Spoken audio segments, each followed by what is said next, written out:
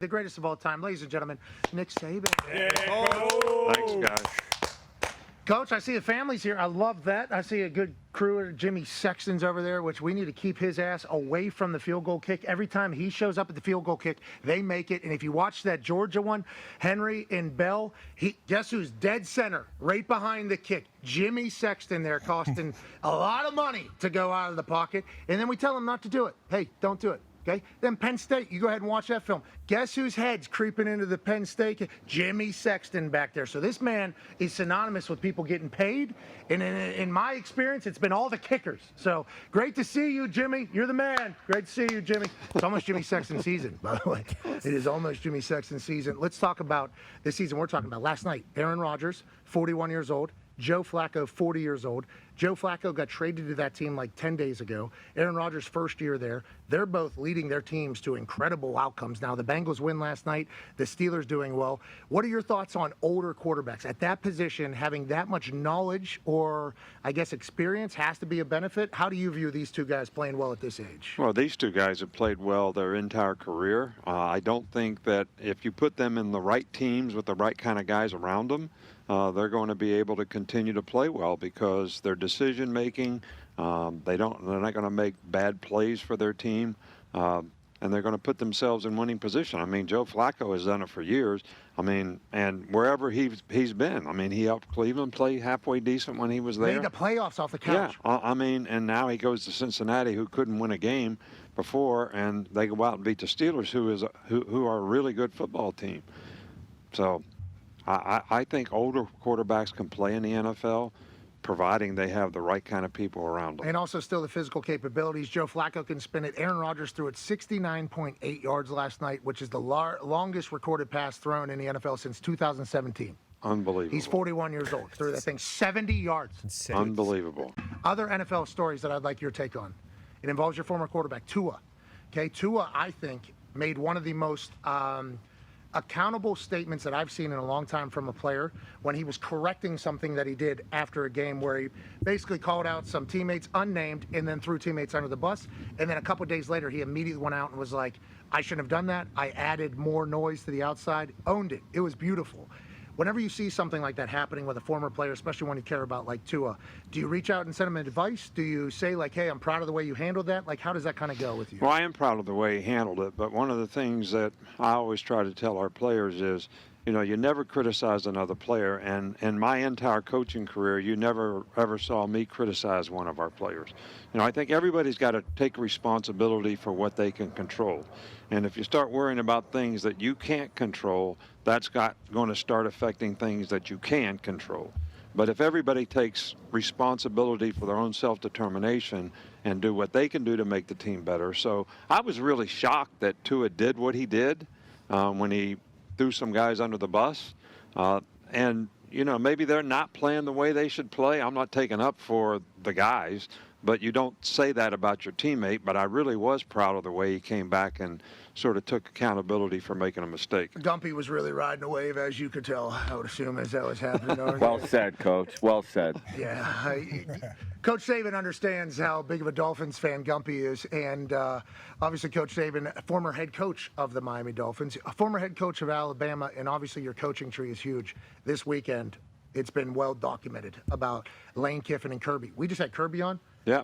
He was awesome. Yeah. I mean, he was absolutely incredible. Talking about how different he was from Lane, though. And obviously Lane vastly different than Kirby, and I think Lane's saying the same thing. What do you see from these two head coaches and the teams that they represent? And I know it's a weird thing to continue to ask you if you're proud, but whenever you see the way they are doing, that obviously feels good for you. And everybody just talks about coaching trees. They never talk about how the tree feels, if that makes sense. No, I feel great about it. I love it that guys that have been involved in our program and contributed to a larger degree to the success that we had. I mean, those guys were, you know, Kirby was a big part of being a great coordinator for a long time who really contributed to the success of our program. To see them knowing that they want to go out and have the opportunity to be head coaches and to see them be able to go out and do it successfully is, you know, something I'm really proud of because we helped them do what they want to do. They helped us do what we wanted to do. So it's kind of a give and take. And Lane and Kirby are very different, but it shows you that, you know, there's more than one way to skin a cat. And but both these guys fundamentally are not that far apart in terms of the football part of it, and what you get across with, discipline and execution and good game planning. And even though they systematically might be a little different, they still know what it takes to win, and both of them in their own way do a really good job of executing it with the players they have. Your coaching tree is pretty average. Last week we were out in Oregon, Dan Lanning and Curt Cignetti. Curt Cignetti now $93 million. Congrats to him. It's good. Yeah, congrats to him. We're all happy for you, Curt. Congrats to that. And Indiana, by the way, saying, we're the real deal. And Curt Cignetti announced on our show yesterday, and I guess IU tweeted it out before, they have the largest living alumni base in America. And I don't know if that means signed up to be an active alumni or whatever, but it's like 805,000 people. They obviously have $93 million to give Cignetti after they redid his deal last year, just to kind of make a statement like, hey, we're in this thing for the long haul. But last week, and congrats to him and them, life-changing money. He's earned it. Good for him. And him betting on himself to go do this, all cool. But last week, Dan Lanning, Curt Cignetti. Now it's Kirby and it's Lane. And it's like 4 different ways of doing ball, though? Isn't it kind of 4 different ways of doing ball? Do you think that? And why was your system able to take in all these different personalities and still seemingly have the same Alabama team throughout? Well, I think that the key to our success was always the culture that we created. And I think that every one of these guys that you're talking about have created a culture with their players to be able to have success. This is what you have to do to create value for yourself and for the team. They all do it in a different way, but they all create a culture in their organization that gives them, the players, the best opportunity to have success and their teams the best opportunity to win. So, and they're all the same in that. But I do commend Indiana for making the commitment, because, Curt Cignetti would have been the first guy on everybody's list to hire for every job based on what he's done at Indiana and what he's done at other programs that he's been at and the success that he's had his entire career. So for them to step up at this point in time and lock him down is really smart on their part if they want to continue to have success as a football program. Okay, so I think we just heard what you would be thinking if you were Penn State there before yesterday's announcement of the extension. You said any job anywhere. A lot of people are thinking Penn State's going to be the belle of the ball, obviously, because of all the resources. You think even at his age, Pat Kraft up there in Penn State would have been like, if Sig can do what he did in Indiana. Now, once again, I would like to say, I think a lot of people don't know how much money Indiana has. Yeah. Like I think Mark Cuban obviously doesn't have an NBA team anymore. He's a very proud Hoosier graduate. He actually made his money and became a billionaire the first time because he was trying to listen to Hoosier basketball games. So whenever you talk about like alumni being sport people and being wealthy, Indiana has some of that. But whenever you think about Penn State or any of these other jobs, I think it happened at Indiana whenever he got hired. You don't think age is an issue because he feels like he's 45 years older when he's out there coaching? Is that something they should think about? And who do you think Penn State ends up going? Well, what is he, 62? Yeah. Yeah, I think so. Yeah, well, we went to the playoffs when I was 72, so I think he's got some years left. I mean, oh, that was awesome. So is Cignetti. no, he is different. He is in a good way. I think so. He's great for Indiana. They're great for Indiana. He came on our show the other day, and I think Ty asked him the question about how, hey, you're seemingly not creating as many like gifts or like quotes. And he said in the first 8 hours that he was on campus, he had to change everybody's thoughts on everything. Right. So he said he went back to like whenever he was 40 years old and started talking his shit. He said he doesn't feel like he has to do it anymore. Now, he's still that same person, but he feels like for the good of the program, he doesn't really have to let everybody know that they're here because it feels like maybe more respect is for them, if that makes sense. I think that's smart, and I think it's smart on his part because you do want to create an image that's a positive image that people want to be a part of, and I think he's doing a good job of that. I like that you said last year, though, at Notre Dame.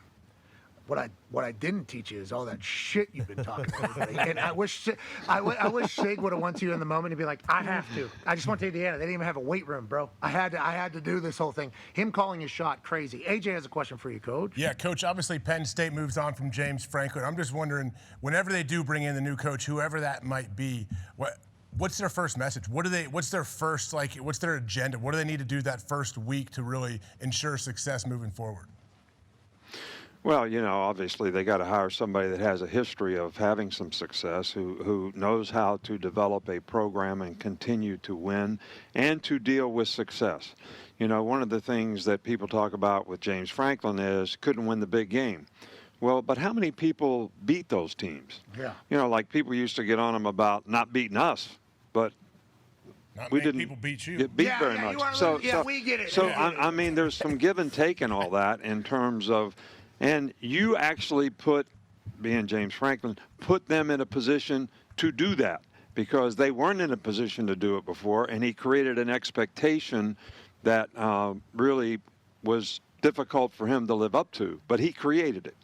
So the next person is going to have to do the same thing, but then learn how to deal with success and get the program over the hump. So it's going to have to be somebody who can win over the people who support the program, as well as win over the people that you need to get in the program, whether it's coaches and players, to be able to get you to that level. We talked about, you said people in the program, people that, right now, what you were alluding to there is, I think, the donors, the boosters, because over there they have a lot of resources. They have a lot of money. Right. And I would assume that money gets a little bit more free-flowing if they have full belief in what's happening. So winning them over is a massive piece of the job, right? Isn't that kind of a piece of it all? No question. But there's also, a little bit of a downside that goes with that, because when those people do give to the program, make a commitment to the program, they also think they have a bit of a voice in the program. Yeah, which can get you hired, but can also get your ass fired.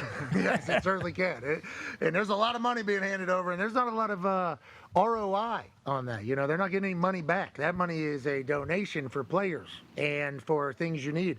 And if we're not winning, I don't even get a chance to enjoy it with my family. I do this entirely. It's a crazy time right now. Crazy time right now. And I think the players should get paid. I think they should have name, image, and likeness. But I think this is a system that's not really good for college football to be in this position. For players, coaches, and I want to see the players do well. I want to see them get rewarded. But the system of how the money flows is not the best way to do it for college athletics. They say in everything, follow the money. Literally everything. It's like follow the money. And then you exactly start seeing right. like college football habits, like follow the money, follow the money, follow the money. Every once in a while, you're going to get a Curt Cignetti to come through and build a program up out of the ashes. Right. Literally the ashes. That wasn't even a football program. I said this to him yesterday, and I know the people at Indiana probably understand this as well. When Kirk Herbstreit said they were 1-71 in those games at the beginning of game day last week, and I tried to get in, like, they didn't have a football team until last.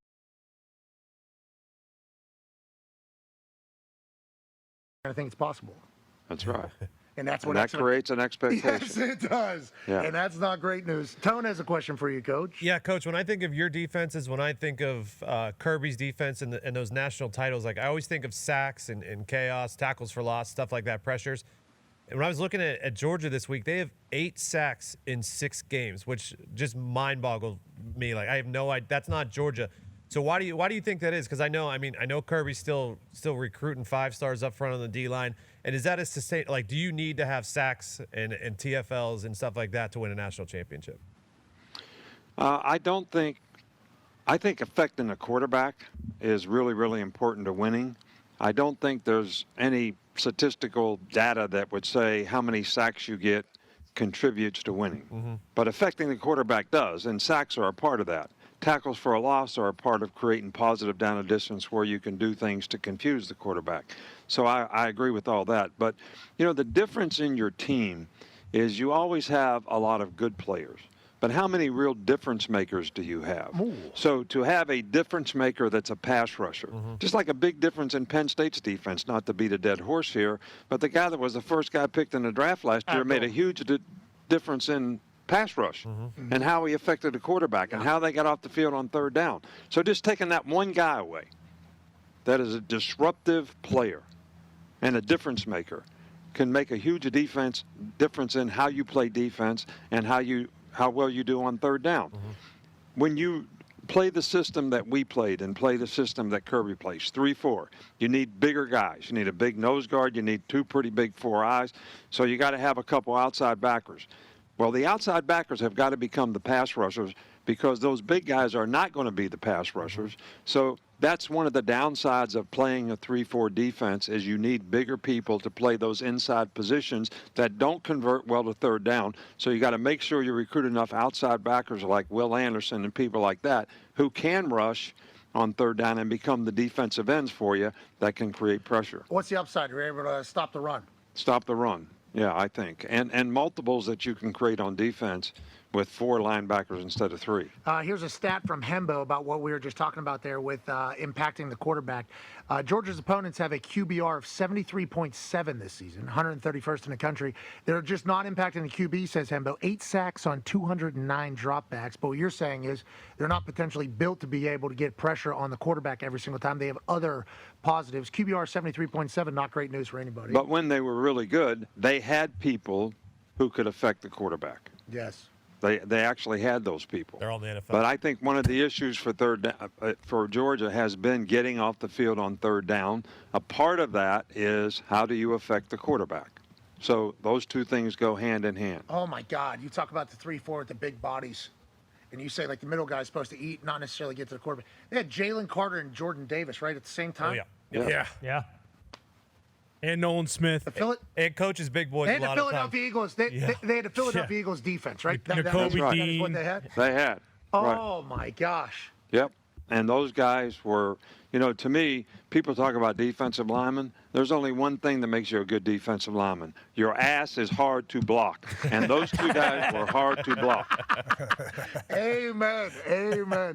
We learned of a stat or I don't even know what the hell it is. Emotional quotient. I assume you know what that is, but Connor has a question about EQ for you. Yeah, Coach. Big Mike McCarthy blew our minds on Wednesday when he dropped this topic that he wanted to talk about when it came to NFL QB's emotional quotient. And before these last 2 days, NFL Films actually had an awesome week because they posted a cool Puka video of him mic'd up. There was an awesome video of Danny Dimes mic'd up, and then Bryce Young was the other one. It was incredible. Just him kind of telling the team, stick with me. They were down early. Hey, we always finish well, and kind of just motivating the team. And then, of course, they end up coming back and beating the Cowboys. But when it comes to Bryce Young, why do you think right now a lot of people, myself included, are kind of just surprised by how well he has bounced back both this season and last season after he got benched? And what is it about Bryce Young that, we or myself have kind of learned over these mic'd ups about what a leader he is and how positive he is and what kind of leader he is that you probably have always known about that we didn't really know? Can you just speak on that, especially when it comes to just his emotional kind of awareness when, he's talking to his team and leading these comebacks and things of that nature? Yeah, well, first of all, Bryce has the right psychological disposition to be successful. But I think one of the things that probably impacted Bryce a little bit in the beginning of his career is, Bryce is a point guard playing quarterback, and he can make all the throws and all the plays. He's athletic, but he's got to have some decent players around him. And I think when he first went to Carolina, they didn't have a very good supporting cast around him, which I think was a bit of a problem. I think now they've gotten some better weapons on offense. He can take advantage of those things. But, to Mike McCarthy's deal is, I always talked to players about being emotional versus playing with emotion. Playing with emotion is important from a competitive standpoint, and I think Bryce Young does that very, very well. But once you get emotional, you lose your ability to think and make good choices and decisions about what you do, whether it's getting a penalty, forcing the ball, making a bad throw, or whatever. And Bryce Young, to that point, he doesn't do that. He can stay where he needs to stay no matter what happens in the game. He never got frustrated when things didn't go well. He never got way up here when we were having a lot of success, and he always prepared the same way for every game. And I think that's what he's doing now. I think it's starting to pay off for their team. Yeah, I like what the Panthers are doing. I like Bryce Young's leadership. That mic'd up for me was a huge deal. I honestly, they called Bryce Young the Steph Curry of basketball, or Steph Curry of the draft whenever he was coming out. That was like a big thing. And I think what they meant was he is a point guard. That is how he plays. He has a good sense of feel, and he can change the game, and he's athletic, and he can make moves. But then as we see the Carolina Panthers thing kind of unfold, we just think, well, this guy's career is going to go into the dumps. they've turned that entire place around. And They have. I think Bryce's legacy could become one of this guy being, Cam Newton obviously did his thing down there at Carolina, and he was beloved. But if he's able to win there, he'll be beloved in Carolina forever, Coach, forever down there. Yeah, and I'm very, very hopeful. Like, I always root for our players. Obviously, you want to see them do well, just like the coaches that we talked about. But in Bryce's case, he did such a fantastic job for us. To see him do well, I think, especially after a little bit of a rocky start, is, something that I'd love to see happen. Good resiliency. Resiliency. Which is what Coach Smart was talking about with his team. He was talking about Tennessee. He was talking about Auburn, how they were down and out, and they showed good resiliency. In the second half, they've been playing great, so they've been able to bounce back. Haven't started out the best, which he acknowledged like 14 times. But resiliency is a big trait, man. And we're worried. I think all of us are worried that it's going to go out the door with all this easy exit stuff that's happening with NIL and transfer. Well, I think that's the challenge. I think, for a team to show resiliency, that's why I like Georgia's team, because you either have that or you don't. And you see more and more teams that don't have that. So the ability to overcome adversity makes you a great competitor. And they've shown time and time again that they can do that. A lot of teams, don't have the capacity, whatever you want to call it, to have that. So when you have resiliency, and that's what I told Kirby after the Tennessee game, I said, I know you're going to look at the film and think there's a lot of things we can correct. But the one thing your team showed in that game was resiliency to keep coming back in the game. And that's probably more important at this point in the season because you can fix a lot of the rest of the stuff. Yeah, Kirby was awesome on our show. Coach, you'd been proud of his performance. maybe legitimately, I don't want to talk out of pocket here. Kirby was incredible in that first Great. hour. He was great. Yeah, So he seemed way too comfortable with us, didn't he? He seems Way very too confident. He seems very confident. Well, that's a good thing. Oh, I know. I mean, I know, yeah. if the players don't think that you're confident and that you can win, and that if they believe that if they go out and execute and do their job, they're going to be successful, controlling what they can control. But the one thing to me that Georgia has created a huge advantage for themselves is the competitive disposition that they've been able to play with this season so far to overcome adversity. They do Bloody Tuesday still. They're still grinding pounding out there with Kirby Smart. Last question here for you, Coach, comes from A.J. Hawk in the Thunderdome. Yeah, Coach Kirby was on here earlier, and he was awesome. And it sounds like he and Lane have a very good relationship, kind of taking jabs back and forth at each other through the media. Now, Kirby said Lane would sit next to him in your staff meetings at times and be whispering in Kirby's ear, trying to talk maybe while you were presenting or someone else. Do you remember any of those staff meetings? Did you ever have to separate them like you were a teacher, like in a fifth grade class? Come on. All right, so they did sit next to each other. All right, Lane was like, a first grader who could not talk during class. And Kirby was always sitting there saying, I would never talk in class, I mean, that's how different they were. But they were really good friends and liked each other. And I know they text a lot and kid each other about a lot of things right now and have a tremendous amount of respect for each other as well in terms of what kind of coaches they are and the challenge it is to play, each other. And that was one of the fun things that we had. I think, when our guys started becoming head coaches other places and we had to play all these guys that used to be assistants, it was kind of fun to have to compete against somebody you had a tremendous amount of respect for, but they were also your really good friends. And but the point I was going to make earlier, both of these guys have created tremendous expectations for their fan base. Lane's done it at Ole Miss, Kirby's done it here at Georgia.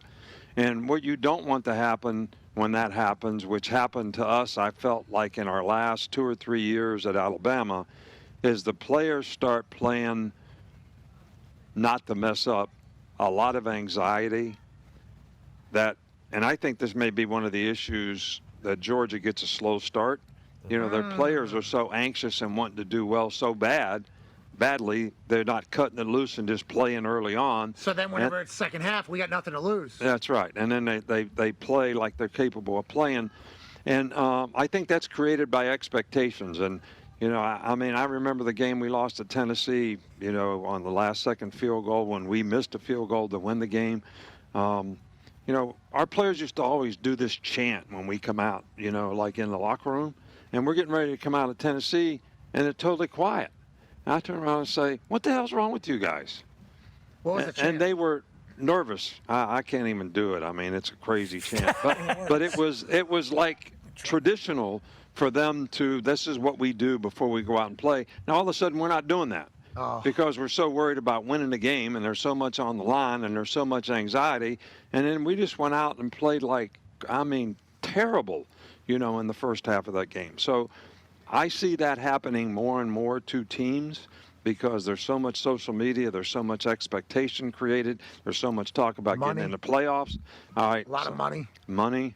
A lot about the money, about how much, I taught you that. But anyway.